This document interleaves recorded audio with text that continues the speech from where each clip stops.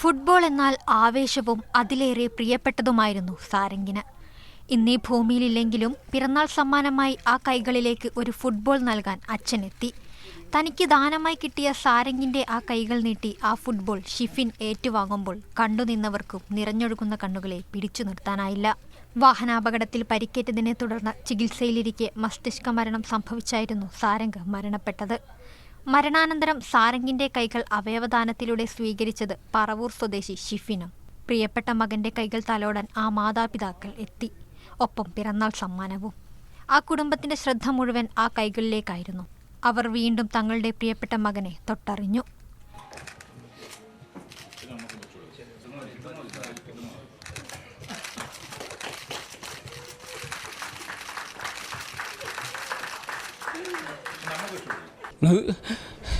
പക്ഷെ നമുക്ക് ഇങ്ങനൊരവസരം എൻ്റെ മോനെ ഈ രണ്ട് കൈകളും ഇതേ കണക്ക് ജീവിക്കാൻ അവസരം ഉണ്ടാക്കി തന്ന അയ്യർ സാറും സാറിൻ്റെ ടീമംഗങ്ങളെയും ഞാൻ പ്രത്യേകം അഭിനന്ദിക്കുന്നു. എനിക്ക് മോനെ ആറ് പേർക്ക് നമ്മൾ അവയവദാനം ചെയ്തിരുന്നു. അതോടുകൂടി തന്നെയാണ് മോൻ്റെ കൈകളും 2 പേർക്ക് മോനെ കൊടുക്കാൻ ഈ കൈകൾ ദാനം ചെയ്യാനായിട്ട് തീരുമാനിക്കുന്നതും. പക്ഷേ നമുക്ക് അതിന് ശേഷം നമുക്ക് കിട്ടിയതെല്ലാം നെഗറ്റീവ് കമൻസുകളായിരുന്നു. സമൂഹത്തിൻ്റെ ഇടയിൽ അങ്ങനെ തന്നെയാണ്. എല്ലാവരും ഞാൻ പറയല്ല, കുറേ നെഗറ്റീവ് കമൻസുകൾ നമ്മളെ ഫ്രണ്ട്സ് സർക്കിളിലായാലും എല്ലാവരും നെഗറ്റീവ് കമൻസുകളാണ് എനിക്ക് തന്നത്. പക്ഷേ ഞാൻ അന്ന് മനസ്സിൽ ഉറപ്പിച്ചു, എന്നെങ്കിലും ഇതിനൊരു മറുപടി കൊടുത്തേ പറ്റുള്ളൂ. ഈ പ്രതികരിച്ചവർക്കെല്ലാം ഒരു മറുപടി കൊടുത്തേ ഉള്ളൂ.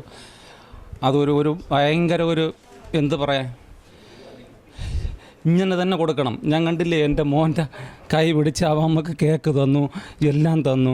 അത് കഴിഞ്ഞിട്ട് ദാണ്ട എന്നെ കെട്ടിപ്പിടിച്ചു, ഉമ്മ വെച്ചു, എല്ലാം ചെയ്തു തന്നു. അത് എന്തും പറയാൻ, എനിക്ക് ഒന്നും പറയാൻ പറ്റുന്നില്ല സംഭവം. കൊച്ചി അമൃത ആശുപത്രിയാണ് ഈ സ്നേഹസംഗമത്തിന് വേദിയായത്. സ്പീക്കർ AN ഷംസീർ ചടങ്ങിൽ മുഖ്യാതിഥിയായിരുന്നു. സമൂഹത്തിൽ അവയവദാനത്തെക്കുറിച്ച് നിരന്തരമായ ബോധവൽക്കരണം ആവശ്യമാണെന്ന് സ്പീക്കർ പറഞ്ഞു. സാരം ഒരുപക്ഷെ ഏതെങ്കിലും തരത്തിൽ അവയവദാനത്തെക്കുറിച്ച് ചിന്തിക്കേണ്ട പ്രായമായിരുന്നില്ല.